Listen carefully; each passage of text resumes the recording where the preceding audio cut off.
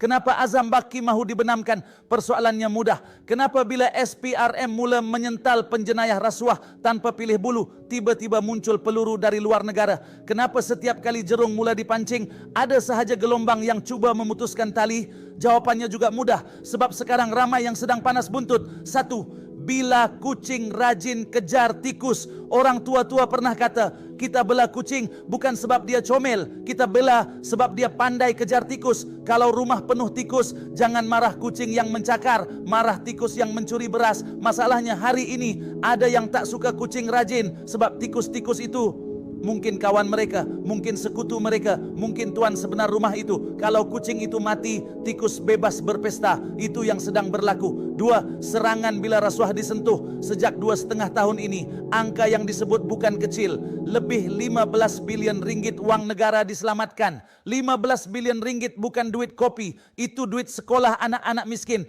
Itu duit hospital. Itu duit subsidi rakyat. Bila wang sebesar itu berjaya dikeluarkan dari persembunyian, logiknya siapa yang rugi? Bukan rakyat. Yang rugi ialah yang menyimpan. Tiga, taktik lama.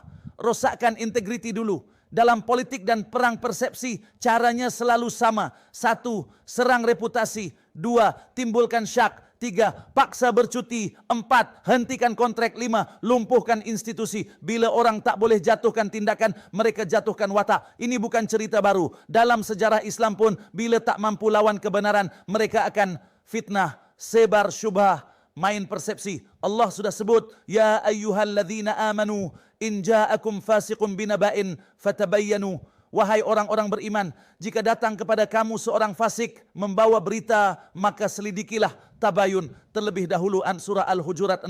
Masalahnya hari ini ada yang lebih percaya laporan luar tanpa tabayun. Empat, kenapa sekarang? Kenapa tidak dahulu? Kenapa ketika rasuah sunyi tidak ada gegaran besar? Kenapa bila tindakan makin agresif, peluru persepsi makin laju? Sebab sekarang ramai yang dulu kebal sudah tidak kebal. Yang dulu kebal politik kini berdepan risiko undang-undang. Dan bila rasa terancam, naluri manusia akan mempertahankan diri walau dengan apa cara sekalipun. Lima, jangan keliru antara teguran dan agenda. Kalau benar ada salah, siasat. Kalau benar ada pelanggaran, proseskan. Itu prinsip keadilan Islam. Tetapi jika tuduhan dijadikan senjata untuk melemahkan institusi yang sedang memburu perasuah, itu bukan lagi soal integriti, itu soal menyelamatkan diri. Rakyat kena cerdik membaca permainan ini. Enam, rumah tanpa kucing. Bayangkan rumah tanpa kucing. Tikus bukan sahaja makan beras, dia gigit wayar, dia rosakkan rumah. Akhirnya satu rumah terbakar. Negara pun begitu. Kalau institusi anti rasuah dilemahkan,